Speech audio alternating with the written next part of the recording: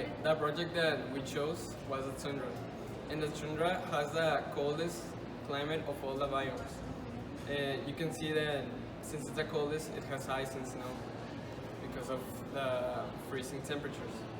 And it has actually a very low biotic diversity. As you can see, there are only a few different types of species like penguins or polar bears. So it doesn't have a wide variety of animals. Precipitation of drainage in tundra is very high because since cold weathers there is like low capacity of operation between species. That's why in the tundra animals are like in danger of species extinction because of the limitation of drainage. Due to the cold climate in the tundra, there is not such thing as to much plants and trees and vegetation in general. In the tundra, there are some sources of energy and in the organic organisms, such as the permafrost, that it forms when the water comes up in the surface, and then the plants have and the vegetation have a source of soil, and they can get used to it and they can eat it from the nutrients they have. Due to the cold climate, the reproduction season is really small because they hibernate a lot, so they just have a few time to reproduce, and hence the growth is not as much, so they don't live as long.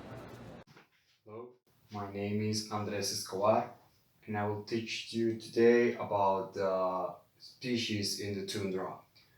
The tundra, as we know it, is the cold weather biome. Is the most cold biome that exists, and that's why there is very low diversity of species here in tundra. Let's start with the Arctic hare. That is a type of like a rabbit. It's a herbivore animal, and it's very low in population because of the lack of food. There is not a lot of trees nor grass to eat there in the tundra, just snow. It's very hard to find food for these herbivore animals. Now, the next animal I'm going to talk about to you today is the polar bear. It's a carnivore animal, and well, if there is a small population of herbivore animals, also there will be a slow population of carnivore animals. Why? Because of adaptation and natural selection of a species, but also due to the climate change, the polar bear is in danger of extinction. The next species is the Arctic fox. It's a carnivore also. It's like the same as a polar bear. The only thing that changes is that they have a medium population because they are fast and they can hunt faster than the polar bears. The next is the caribou. The caribou is a species of like a buffalo that lives here in the tundra. It's a herbivore animal, and there's also a small population of it. And the last one is the Arctic brown squirrel. That is a herbivore also. There's also a small population of it due to the lack of trees and plants over there in tundra. One of my partners will tell you more about the species in tundra. But as you can see here, the panorama is quite low in biodiversity. Next species in this not so huge diversity of tundra is the tundra swan. It has entirely white plumage. The bill is mostly black and usually has a yellow spot at the base of its bill. The legs and feet are black also, and immature birds are gray. Then we have the walruses with ringed brown and pink hides. Walruses are distinguished by their long, wide tusks, grizzly whiskers, flat flipper, and bodies full of flubber. They use their iconic long tusks for a variety of reasons, each of which makes their lives in the Arctic a bit easier. Then we have penguins. We all know penguins. They have a large head, short neck, and an elongated body. The tail is short, stuffed, and wedge-tipped. The legs aren't web-feet, are set of black, and the body, which gives the penguin their upright posture on the land, so they can live like that in the glaciers. Next species we have are the snow leopards. These are rare, beautiful gray leopards that live in the mountains of Central Asia. They actually have thick hair, and their wide fur covered feet act as natural snowshoes for they to walk without getting hurt by the snow. Um, they are really good hunters, and their prey are usually animals that can defend themselves. And last but not least, we have the Antarctic prion. It is a abundant seabird of the Antarctic and subantarctic waters.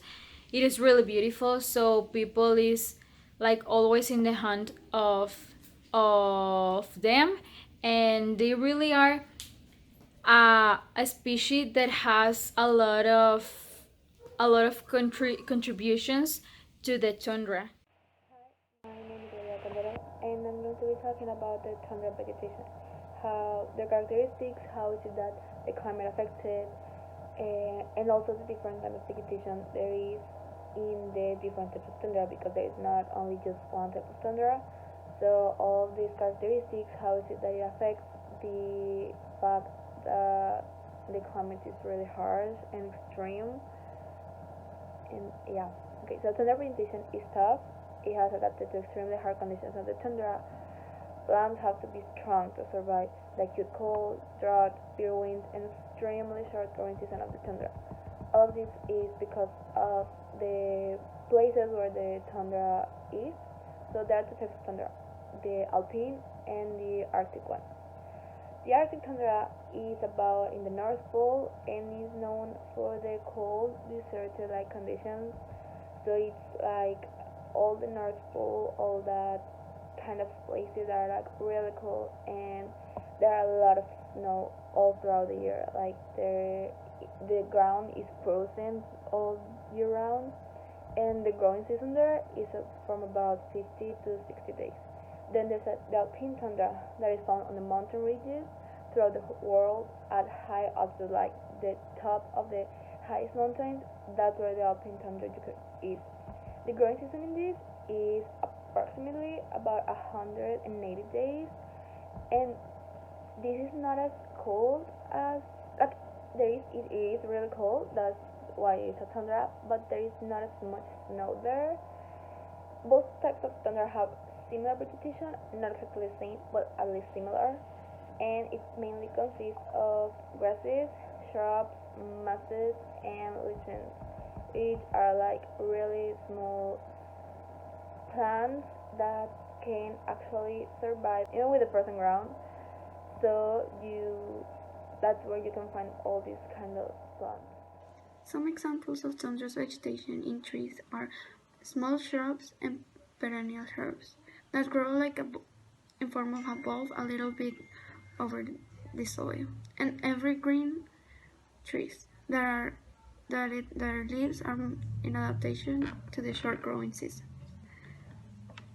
Another type of vegetation are the moss, one of the most successful types of tundra's vegetation. Mosses are quite tough despite their small size. Over 100 species of moss grow in the tundra. Many varieties are able to dry out and survive for years before beginning to grow again. Finally, there are lichens that are really abundant in the tundra. Lichens are actually two organisms bound together in an independent union. Lichens consist of fungus and either a green alga or a blue-green bacterium. The alga or bacterium becomes the supply for our food by photosynthesis to the union, while the fungus provides the protection of the organism. Okay, so that climate change in the tundra can affect it negatively because since that tundra works in a cold climate, then if there is climate change, like if the temperature increases, that means that the temperature won't be adequate for the environment, because since there's a lot of ice, if the ice melts, the polar bears, for example, won't have a good habitat to live in. And well, the vegetation, there's no vegetation, so it doesn't matter. So in our video, we talk about our main problem, that is global warming, and how it is affecting the tundra. How the global warming is melting the snow and the ice in the tundra, and it is ending with the vegetation and the plants there. We need to start making changes now if we want to actually give the future generations a world to live in, because if we don't make changes, we're going to end with this war, and there is not another world we can live in. So we need to start making changes now. And it doesn't need to be a big change. Like even small changes in our daily routine can make a huge difference in the environment. These changes don't know it. They've told us about them a lot of times. But I feel like this is a time where we need to change. We need to make these changes now than ever, more than ever. Use one car instead of five. Use carpool with your friends. Use LED light bulbs instead of regular ones. They use 50% the energy the normal ones use. Use solar panels. Use the most updated energy you can find because they are all eco-friendly. Now the energy they're making is eco-friendly, and it will not end the world as much as it is the energy we're using now ending it. There have been studies, and there's this documentary in Netflix called Our Planet that shows how there are animals in the North Pole, in the Tundra, that they used to live in the ice caps. They would sleep there, and when they got hungry, they would just swim for their food. But since the ice caps melted, they had to find land where they could sleep in. But the land that there is, it's really limited for the amount of animals that there are. They need to swim a long, long distance in order to get food. But since the space is so limited when they get to land, they have to climb some mountains about 80 meters high so they can have an actual place to sleep. But there isn't any space left, so they end up falling accidentally and they end up dying. It may not be on purpose, but it's happening, and it's all because of global warming and how we couldn't stop it. We need to start doing changes now, in order, if not to stop it, at least the effects for it to be a lot longer and to not be as immediate as they are now.